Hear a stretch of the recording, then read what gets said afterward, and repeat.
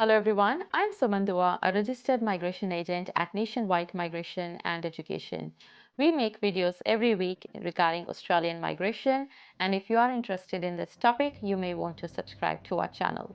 Today's video will discuss ACT's nomination criteria for both their visa subclasses 190 and 491 for the 2024-25 financial year.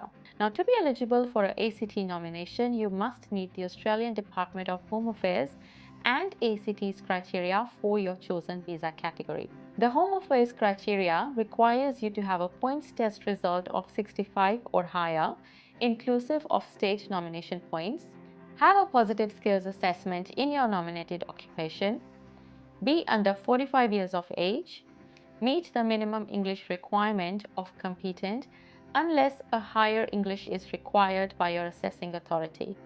ACT has 4 nomination pathways. The first is the Canberra residence pathway, the second is the overseas applicants pathway, third is the doctorate streamlined nomination pathway, and the fourth is the significant economic benefit pathway. Now for this pathway, you may be invited to apply for ACT nomination if ACT thinks your employment is of significant economic benefit to the territory and you do not meet the current eligibility criteria. You cannot request or apply for this pathway. The invitation can only be initiated by the ACT government. Now first, let's look at the ACT resident pathway for both visa subclasses 190 and 491. Now you must meet one of the following for both 190 and 491 visa nomination under the resident pathway. Your nominated occupation must be on the ACT critical skills list. You must be primary holder of subclass 457 or 482 visa sponsored by an ACT employer, worked in nominated occupation for sponsoring employer in Canberra for the last 6 months, or you must be majority owner of the eligible registered business in ACT, claiming matrix points in small business owner category. Please note that business types which are subtenancy, rideshare, taxi, delivery, courier services, or own-sold business previously used to qualify for ACT nomination will not be eligible under this pathway. Now for the 190 nomination, you must have lived in Canberra for at least 6 months at Canberra matrix submission and continue until date of invitation. And for 491 nomination, you must have lived in Canberra for at least 3 months at matrix submission and until invitation. ACT banking activity must be recorded in bank statements and transaction history. You may live within 30 minutes commuting distance in New South Wales. Now let's look at the employment requirements in Canberra for this pathway.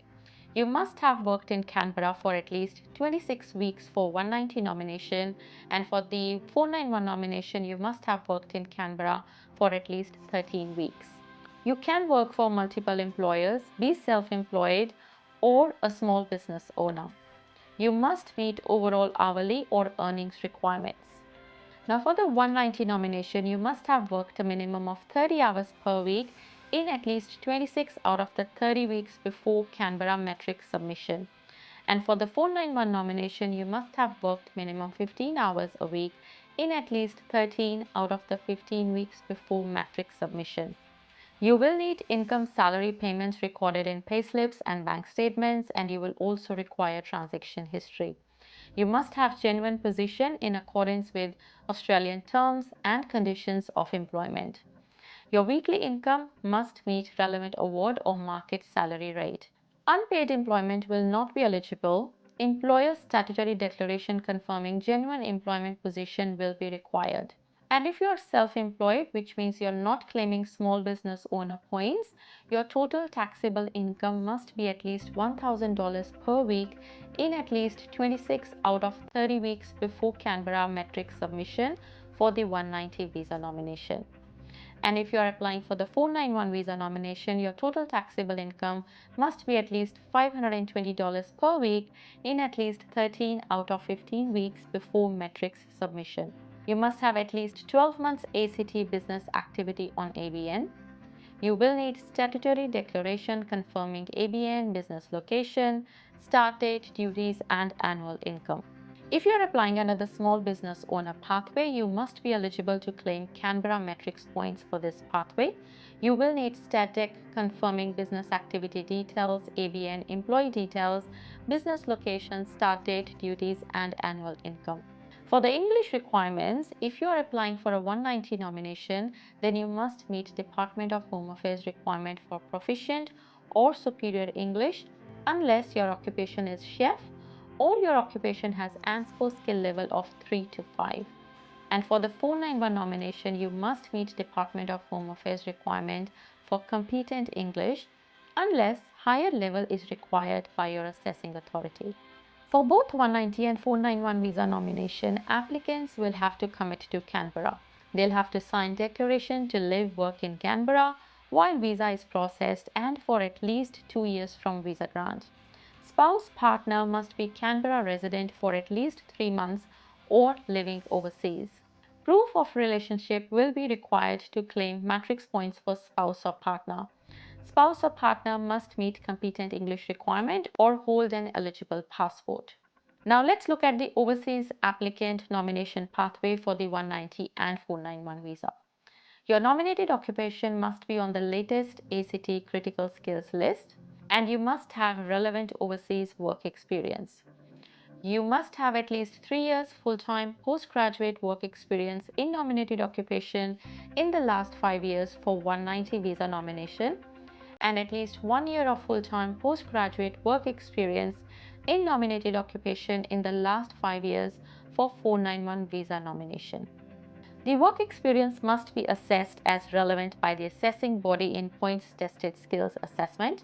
Skills and experience must be relevant to the ACT economy and you must hold relevant Australian registration or license if required. For the English requirement, if you are applying for the 190 visa nomination, then you must meet proficient or superior English unless your occupation is chef or your occupation has ANSPO skill level of 3 to 5. And for the 491 visa nomination, you must meet Department of Home Affairs requirement for competent English unless higher level is required by your assessing authority. For this stream, you must have researched ACT labour market and satisfied you are employable in Canberra. You may not be eligible for Australian government positions due to citizenship security clearance. You must attach employment statement explaining research and confirming employability in Canberra, including recent job vacancies. You must have researched Canberra and committed to living in the ACT. You must attach commitment statement explaining why you want to live in Canberra. You must sign declaration committing to live and work in Canberra for at least 2 years from arrival in Australia. You and any migrating dependents except children enrolled in school in ACT must be living overseas, not lived in Australia for the last 12 months, do not hold a current Australian visa or bridging visa except an Australian visitor visa. Now, access to sufficient money for migration and settlement in Canberra will be required. If you are claiming Canberra matrix points for spouse or partner, then you will need the proof of relationship like marriage certificate or civil partnership union certificate. For ACT nomination, de facto relationship is accepted only if legal certificate cannot be obtained in your country. Your spouse or partner must meet competent English requirement or hold an eligible passport. Now let's look at the doctorate streamlined nomination pathway. So you are eligible to apply for ACT Doctorate Streamlined Nomination if you have lived in Canberra for at least 12 months at time of invitation, completed a professional or research doctoral degree at an ACT university. If you are interstate resident and if you are living in another state or territory, you are eligible to apply for ACT Doctorate Streamlined Nomination if you were awarded a professional or research doctoral degree from an ACT university within the last 2 years. If you are living overseas, you are eligible to apply for ACT Doctorate Streamlined Nomination if you were awarded a professional or research doctoral degree from an ACT university within the last 2 years. If you are meeting the eligibility criteria for ACT, you can register your interest in applying for ACT nomination by completing the Canberra matrix. If you need any help regarding the Canberra nomination, please book a consultation through the link in the description below. If you have any questions in regards to Australian migration, please get in touch with us. You can visit our website nationwidemigration.com.au and book a consultation online. If you would like to stay updated about Australian migration, please subscribe to our channel.